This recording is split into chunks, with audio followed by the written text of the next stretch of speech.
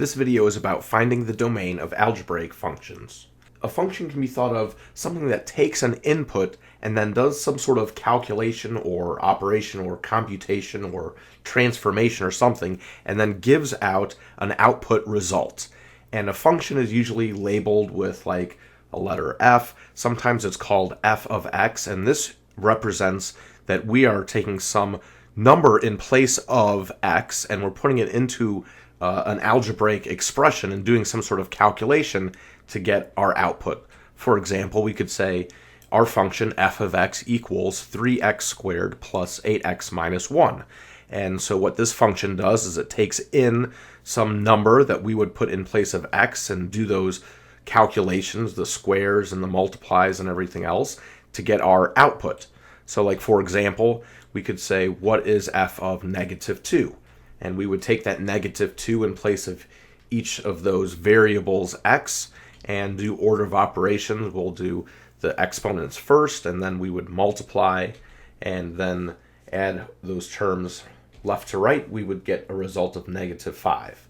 So in this example, we could say when the input is negative 2, the output is negative 5 for this function where f of x equals 3x squared plus 8x minus 1. There are a few very important things about functions, but some of the very prominent ideas are things like, when it comes to a function, if we put in any kind of input, there's only going to be one particular output.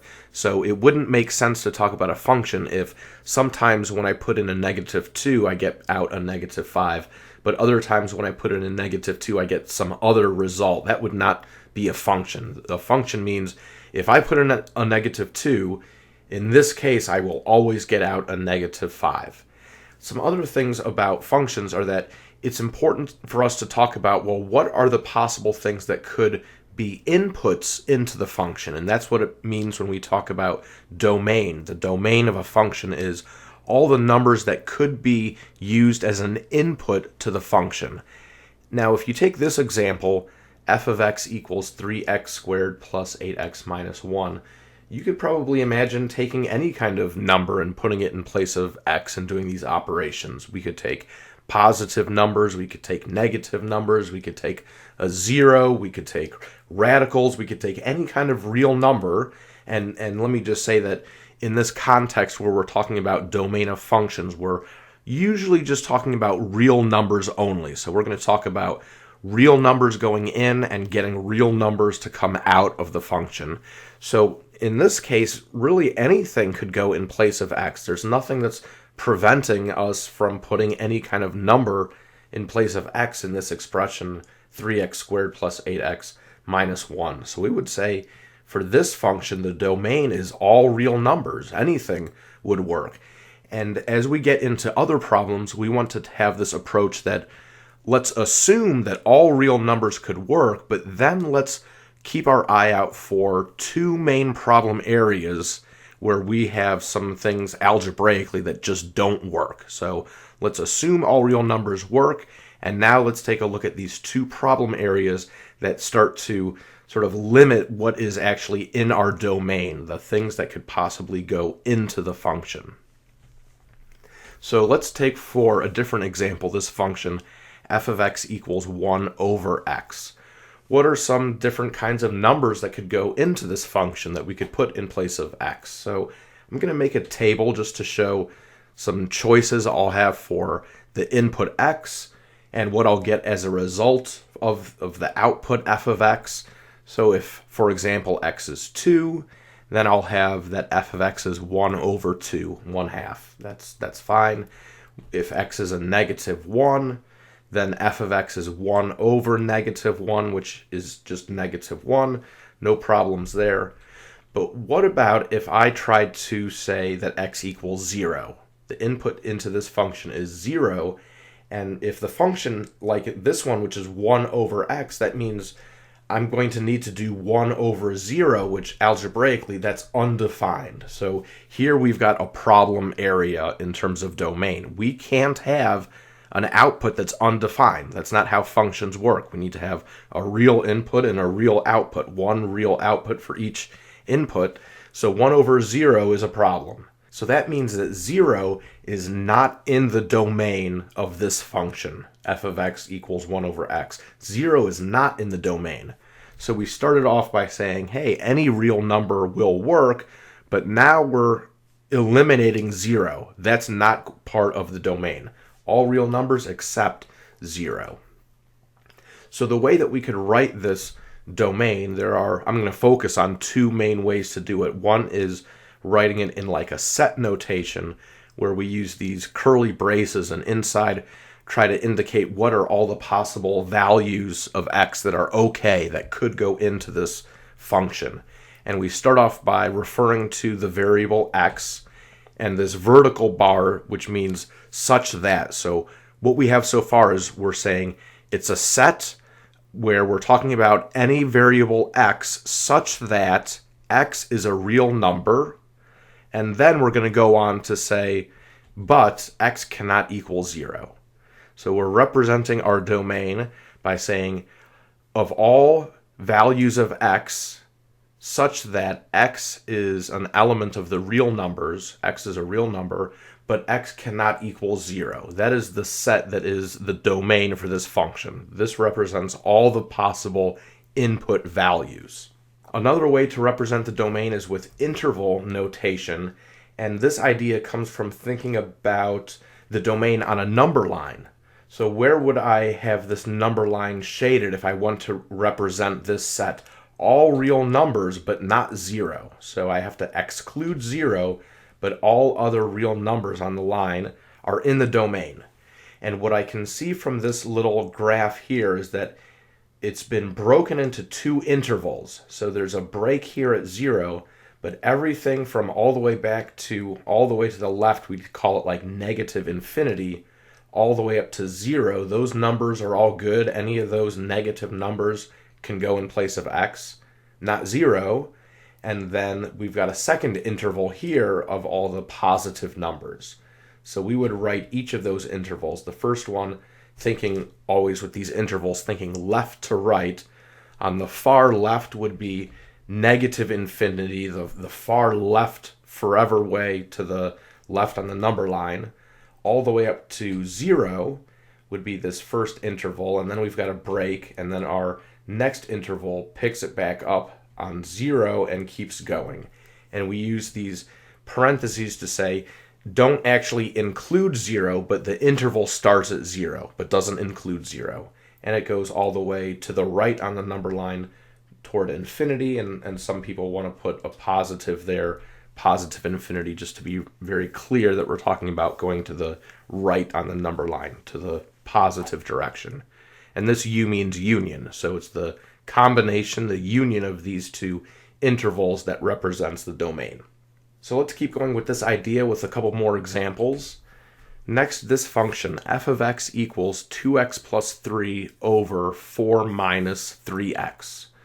So again, let's assume that all real numbers could work, but now we're starting to get in tune with this problem area about the denominator cannot equal 0. So we're thinking about domain, we're thinking about any real number could work, but now eliminate these problem areas like denominator cannot equal 0.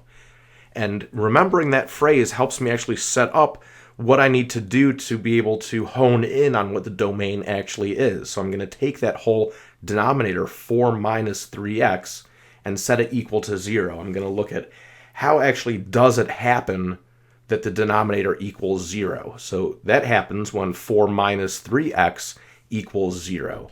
And I solve this linear equation and see that x equals 4/3. So it's when x equals 4/3 that 4 minus 3x in the denominator becomes 0.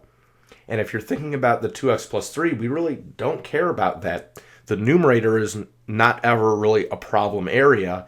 It's the denominator that cannot equal 0. So these steps right here, setting 4 minus 3x equal to 0 and solving, shows us that here is a value of x that we have to take out of the domain because that makes the denominator equal to 0. So how do we represent the domain now? We know it's all real numbers, but excluding 4/3. In set notation, it could look this way. The domain is the set of all x such that x is a real number and x does not equal 4/3. In interval notation, I'm going to think about the whole number line is filled in except I've got a gap right there at 4/3. So all the way negative will work all the way up to 4/3, but then I've got that break, and then I pick it back up on the positive direction from 4/3 all the way up to positive infinity, and there's our domain. Let's do one more example of a rational function, one where we see a fraction, and this is a very big clue to us that we need to figure out when will the denominator equal 0. We're assuming that in the domain we'll have all real numbers, but we have to leave out the ones that would make the denominator equal to 0. So we're going to take this entire expression, x squared minus 3x minus 28, and set it equal to 0. Let's see what values of x do make the denominator equal to 0, because then those are the values that we will leave out of the domain. So I'm solving this quadratic equation. We've got a lot of choices. Turns out, well, it doesn't turn out because I chose it, one that we could factor. It's x minus 7 times x plus 4, and solving by factoring gives us these solutions that x equals 7 and x equals negative 4. So those will be the two values that in place of x would make a 0 in the denominator. So our domain will include all real numbers except 7 and negative 4. So we could write that in a set notation here. It's getting a little bit longer because we've got more numbers to leave out, but I'm showing the set of all x such that x is a real number and x does not equal 7 and x does not equal negative 4. Thinking about this in interval notation, I always like to first think of it on a number line. So all real numbers would have this whole number line shaded in, but we need to leave out these gaps here at negative 4 and positive 7. And that actually divides our number line into 3 separate intervals. Our first interval is from the far left negative infinity up to negative 4. Our first gap is there at negative 4. And then our second interval goes from negative 4 to positive 7. And there's that next gap at positive 7, and then we have the third interval from positive 7 all the way to the right on the number line to positive infinity. So there's our domain represented with an interval notation. So to recap what we've got so far, when we're thinking domain of these algebraic functions, we'll assume all real numbers will work, but then we will need to pay attention to any time we have a fraction, the denominator of that fraction cannot be 0, and that leads us to some values that we will leave out of the domain, like these past few examples. And let's do one last example to wrap up these rational functions. F of x equals x squared plus 7x plus 12 over 2. So I see a fraction, which means that I'm interested in looking at when the denominator could equal 0. But in this case, there's no variable in the denominator. The denominator is always 2. There's no value of x that will make the denominator become a 0. So remember, we always start by assuming all real numbers will work. And now the way that this function is, there's no numbers that we need to exclude. There's no values of x that make a 0 in the denominator. So we can just stop right there and say, the domain is the set of all x values as long as x is a real number, period. It's everything. And in interval notation, that would mean the whole number line is shaded in. Every single real value of x is valid as an input, so that means in interval notation it goes from the far left negative infinity all the way to the right, the far right positive infinity. So we've covered this first problem area about zeros in the denominator, and now let's get to our second problem area, which has to do with radicals. So let's take this function f of x equals square root of x, and let's take a couple of examples. So if x is 3, I can input 3 into this function, and I get as an output radical 3. It's irrational. It's not an exact decimal number, but it's still a valid real number, so that's okay. It's approximately 1.73. A 0, can I input a 0 into this function and do square root of 0? That's legit. That's legitimate. It equals 0. We start to have some problems with negative numbers inside of a square root. So square root of -9.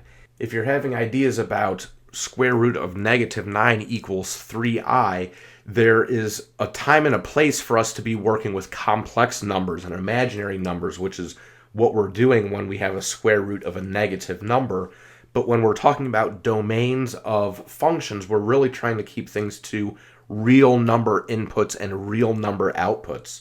So the fact that this would become a 3i is a problem area. This is no longer a real number. So we've actually just found something that is not in the domain, -9, because it causes an imaginary output, not a real number output.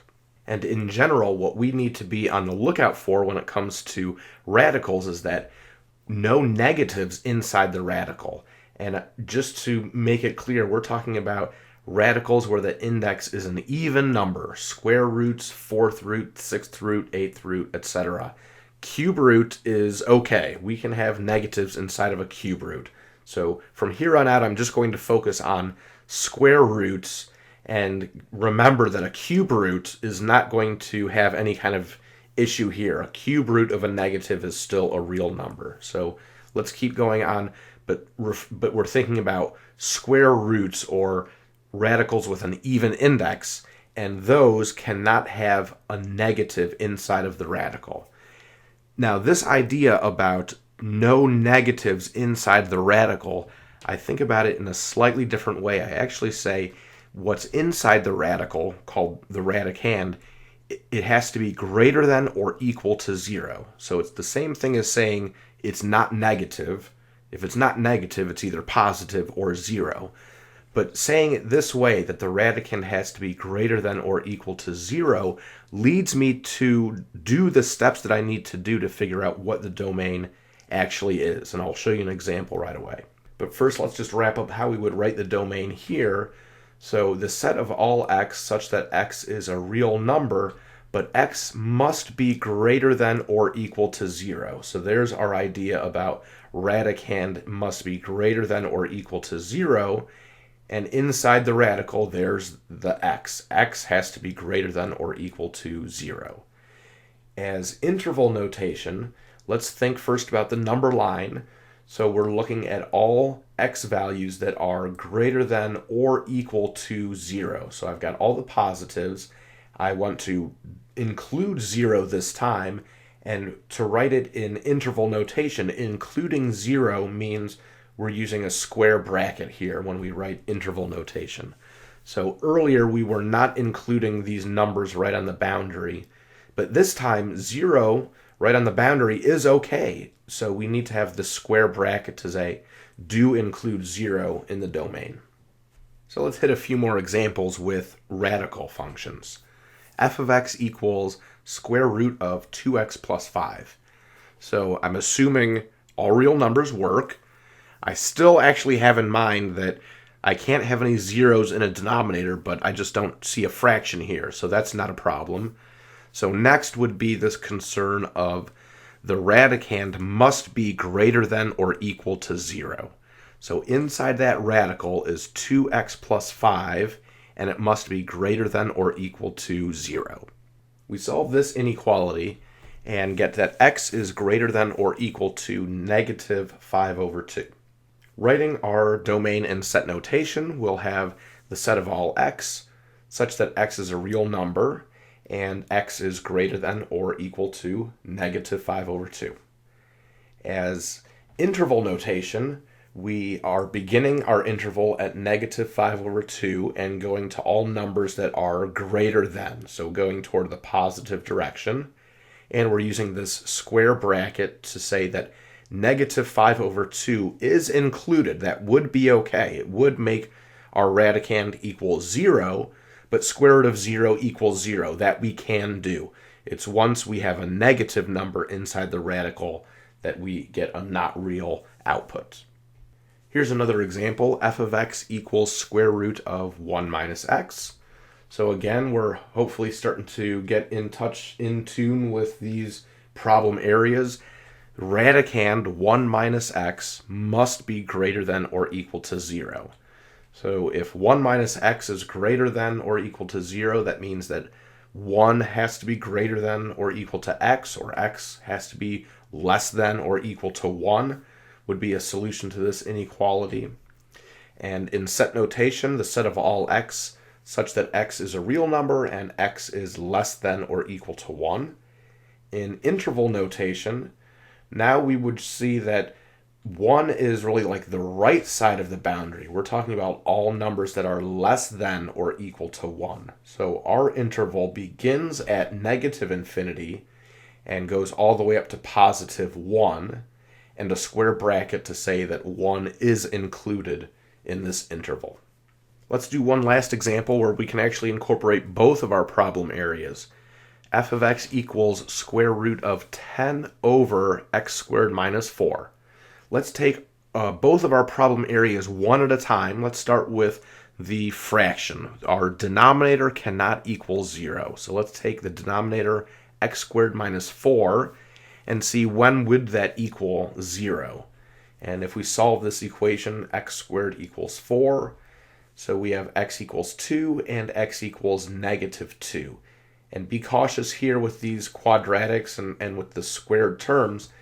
If we're solving it this way and you're thinking like I'm going to do a square root of both sides, remember that means we end up with a positive and a negative solution. So x is a positive and x is a negative 2. We've got two solutions there.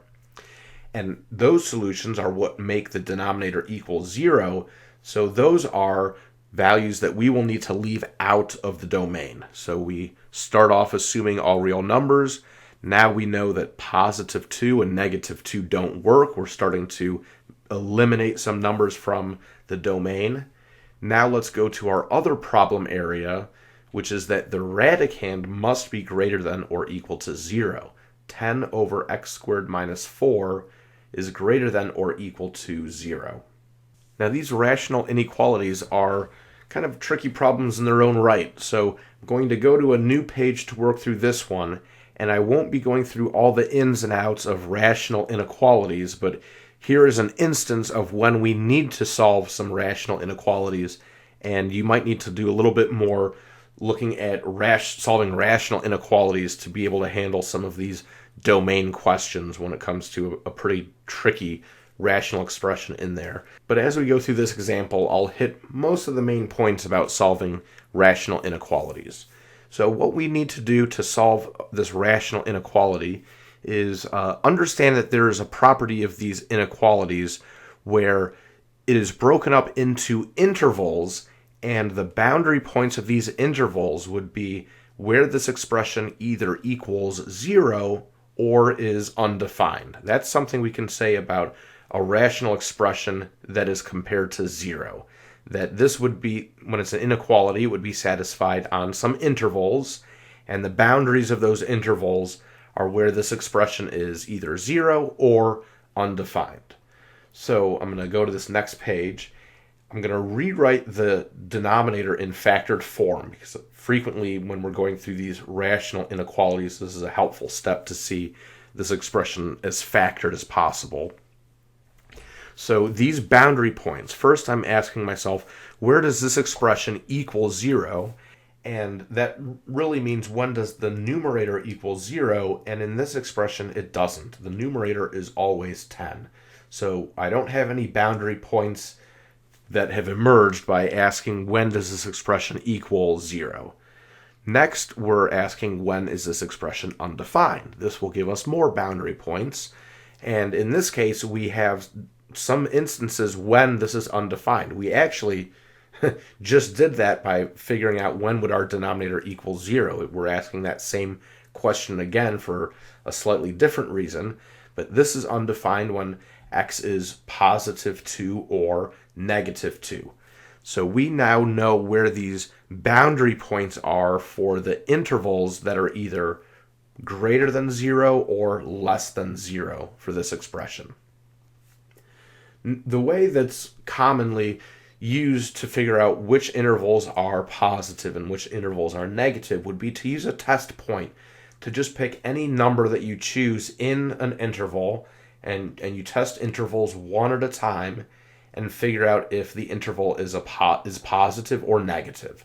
So let's start by just choosing 4. It just seems like an easy number to work with. And I can plug 4 right into this expression right here and see that that would simplify to be 10 over 6 times 2.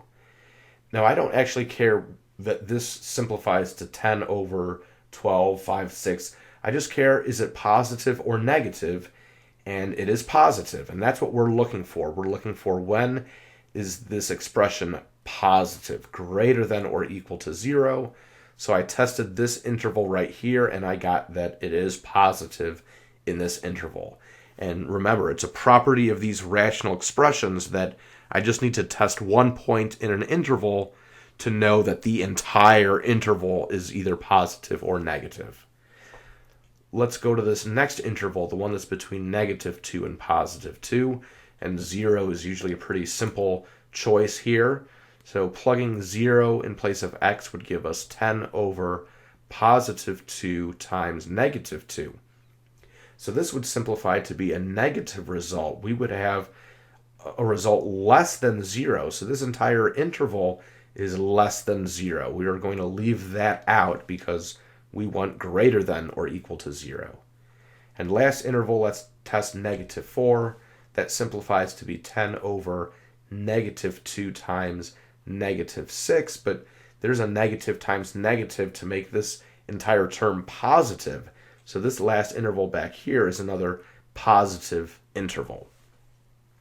Let's take a quick look at the graph actually of this expression right here, just to show that it truly is in these intervals 2 and higher and -2 and lower, where we do see that it's positive, and in the middle here it is negative. Here's this graph of y equals 10 over x squared minus 4, and here are our two intervals that are greater than 0, when x is greater than 2 or x is less than -2. And this interval between -2 and +2 is where our graph is negative, below the x-axis. So investigating where the radicand would be greater than or equal to 0 shows us that our domain should include this interval here from -infinity to -2, and then this interval here from +2 up to +infinity.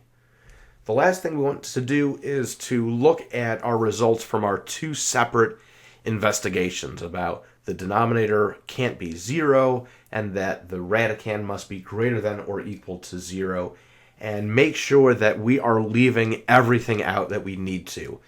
In this case, there was a little bit of overlap, and that's not rare that we see some overlap in these kinds of problems. But looking at what we have just from that the radicand must be greater than or equal to 0, we have these two intervals which already leave out what we excluded here. They already leave out the positive and -2. So what we have right here would be our final result, our final answer for what is the domain of this function. So the wrap up here is just to make sure that everything that we have found from both investigations is left out. And in this case, it is all left out. We only want to include from -infinity up to -2, but not including -2. And then another interval from +2 up to +infinity. And that interval does not include the +2. Written in set notation, we could write the set of all x such that x is a real number, but x is less than -2 or x is greater than 2.